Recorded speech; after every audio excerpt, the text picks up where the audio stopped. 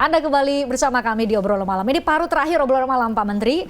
Jadi saya tadi ingin mendengar lebih jauh karena Pak Menteri mendengar langsung ekspektasi harapan dari FIFA untuk Indonesia menjadi salah satu epicentrum sepak bola di Asia. Kira-kira Pak Menteri ketika itu dan saat ini sudah terpikir kalau saya diizinkan atau mendapat amanah menjadi salah satu pengurus di PSSI, apa yang perlu dilakukan? Apa yang harus dilakukan? Ya, sudah terpikir pertama regulasinya. Kita sekarang punya Inpres nomor 3 tahun 2019 tentang percepatan pembangunan persepakbolaan nasional. Tapi setelah saya dalami, itu titik beratnya lebih banyak di kerja-kerja pemerintah. Ya, federasi dan segala yang terkait dengan itu belum mendapatkan porsi yang secara profesional. Nah itu saya tentu akan bicara, ya. Kemarin saya sudah memulai itu untuk berdiskusi dengan Kementerian Hukum dan HAM, dengan Kemensesnek, Sekretariat Kabinet. Ini seperti ini situasi kita. Dan memang itu menjadi keluhan. Tuh, oke, regulasi. Walaupun kita punya undang-undang nomor 11 tentang keolahragaan tahun 2022, kemudian tentang desain besar olahraga nasional kita punya itu, tetapi kita harus lebih spesifik, fokus bagaimana. Satu. Yang kedua adalah pembenahan tata kelola. Tata kelola bukan hanya urusan kompetisi, urusan wasit, urusan pembinaan, urusan itu, dan bagaimana governance di organisasi ini akan menjadi baik. Saya orang yang meyakini kalau governance-nya baik, tata kelolanya baik, maka apapun yang kita lakukan dia bisa menghasilkan yang terbaik. Kemudian juga pembinaan usia dini. Sinergitas antara stakeholder itu juga belum. Nah ini akan kita ramu menjadi satu langkah bersama antara seluruh pengurus tentu ya, dan turun sampai ke Asprop, pengurus provinsi, kemudian Askap kabupaten, Askot kota, dan klub Liga 1, Liga 2, Liga 3, sekolah-sekolah sepak bola, ribuan sekarang SSB, dan kita punya pelatih yang sesuai dengan kualifikasi kita sangat kurang bila dibandingkan dengan populasi penduduk, sangat kurang kita. Kita kalah dengan Malaysia, kita kalah dengan Singapura ya kalau presentasinya. Kemudian juga wasit kita harus kita upgrade betul karena di situ yang akan menentukan 90 menit permainan. Ada fairness, sportivitas di situ. Ya, betul. Dan sepak bola harus kita kembalikan dia sebagai sport. Ya. Sportivitas itu harus dijunjung tinggi. Soal kalah menang itu urusan lain.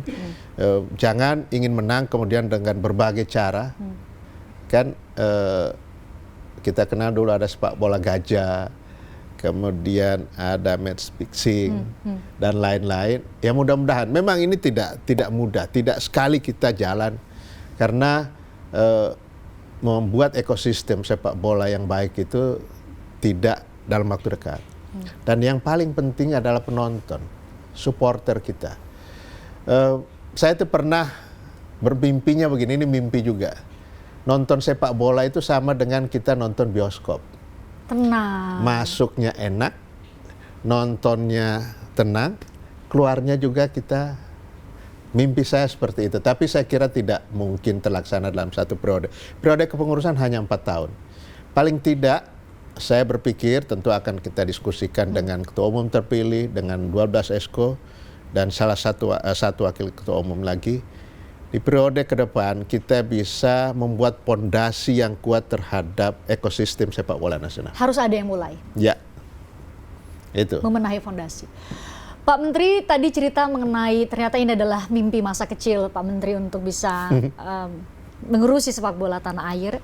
Pak Menteri punya mimpi nanti ada Messi di Indonesia. Pak Menteri mau bilang apa kalau saat ini ada anak-anak kampung yang mungkin beli bola aja nggak mampu? Ya. Tapi Pak Menteri sudah menangkap mimpi dan ekspektasi FIFA untuk Indonesia. Dan saat ini Pak Menteri sedang berjuang untuk bisa masuk dan bisa menjadi eksekutor. Membenahi banyak hal di dunia sepak bola tanah air. Pak Menteri mau bilang apa pada mereka, anak-anak yang mungkin punya mimpi jadi seorang Messi tapi nggak mampu beli bola? Bisa jadi mereka bermain di kampung-kampung. Ya, ya peliharalah mimpi itu. Saya ini pernah ngalami itu. Dulu belum ada bola seperti ini di kampung. Bola plastik maksudnya? Bola kulit? Belum. Ya, bola kulit yang sekarang kan. Sebelum itu kan ada plastik ada. Dulu ya, zaman saya itu main bolanya pakai kulit pisang yang di ini, kemudian diikat, jadi menjadi bulat begitu dia. Kulit pisang? Daun pisang kering. Dia bentuk seperti bola. Iya, seperti bola, kemudian diikat dengan pelepah pisang yang sudah kering juga, dari talinya kayak dianyam begitu. Itulah bola kita. Saya dulu, jangan dipikir jersey seperti sekarang dan sudah sangat gampang kita dapatkan. Jadi untuk punya kaos bola, Christian tahu Wantex. Namanya Wantex untuk pewarna itu. Pewarna baju. Ya. Itu. Jadi kita beli kaos putih, kita warnai dengan itu, warna sesuai dengan misalnya klub merah. Sepak bola yang kita favoritkan. Kemudian nomornya, kan saya suka angka 7, nomor 7 karena bukan apa ya, itu gampang. Karton atau triplek kita buat seperti itu, angka 7. Kemudian kita taruh di ini, kita ada cat tembok. Ya, cat besi atau kita cocol buat, oh saya punya warna yang saya suka dan nomornya nomor 7 gitu. Dulu.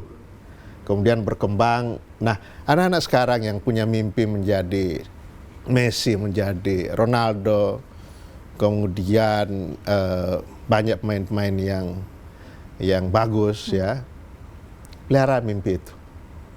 Fasilitas semakin banyak, pemerintah menyediakan banyak kita bola dan lain sebagainya. Nah, memang infrastruktur sepak bola, olahraga kita, stadion dan lain sebagainya, sekarang ini itu semua milik pemerintah. Belum ada satu klub pun yang punya stadion. Semua punya pemerintah daerah, provinsi, kabupaten, kota. Jadi tantangan buat kita, tapi saya sangat senang dengan kepemimpinan Pak Presiden, belum memerintahkan langsung kepada Menteri PUPR untuk mengaudit semua stadion-stadion yang digunakan oleh klub Liga 1, Liga 2 dan diperbaiki. Supaya memenuhi standar maksudnya. Ya, standar FIFA. Begitu beliau Pak Presiden meninjau Kanjuruhan, di tempat itu langsung diperintah kepada Menteri PUPR renovasi. Ternyata nggak bisa renovasi, harus dibangun. Sejak awal. Jadi salah satu yang membuat, sekali lagi, kenapa saya tertarik ngurus langsung sepak bola, karena semangat Presiden Jokowi untuk sepak bola luar biasa. Jadi ini cara Pak Amali untuk mengabdi, membantu Presiden mungkin dengan ranah lain kalau mendapat amanah. Banyak yang menggunakan istilah, sebelum saya ngobrol dengan Pak Amali malam ini, kami kan nulisnya Menpora turun gunung untuk mengurusi PSSI. Banyak yang menggunakan dengan istilah yang lebih ekstrim, turun raja, turun kasta dan lain-lain. Tapi mungkin saya menangkap dari obrolan kita beberapa waktu ini, Pak Amali mau menurunkan dan mengorbankan banyak hal untuk bisa merawat dan mewujudkan mimpi masa kecil seorang Zainuddin Amali, dan semoga mimpi masa kecil itu kalau diberi amanah menjadi wakil ketua umum bisa dirasakan oleh anak-anak kampung yang punya mimpi menjadi pemain sepak bola kelas dunia. Itu amanah. Ya, betul. Untuk urusan sepak bola jangankan jadi wakil ketua umum. Ini kira-kira, ini jujur saya sampaikan, seandainya pun ditugasi jadi anak gawang, saya juga oke. Cuma kan sudah nggak mungkin, sudah tua ini masih jadi anak gawang. Terima kasih sudah banyak cerita mengenai kesukaan dan kecintaan kepada dunia sepak bola tanah air, dan kalau diberi amanah bisa mengabdi lebih konkret lagi untuk sepak bola. Kami nantikan itu, yang penting nanti suatu saat kita punya muka dan prestasi luar biasa di tingkat dunia. Dimulai dengan fondasi yang mungkin akan dibangun di kepengurusan yang baru. Harapan besar untuk itu. Pak Mali, terima kasih sekali lagi sudah hadir di obrolan malam. Saya juga mengucapkan terima kasih untuk pemirsa yang sudah nonton kami. Terima kasih Anda sudah menyaksikan kami. Saya Christian Grich. Sampai jumpa. Tertarik dengan diskusi saya dengan para narasumber? Saksikan obrolan malam dengan topik-topik menarik lainnya. Jangan lupa subscribe ya channel YouTube Berita Satu.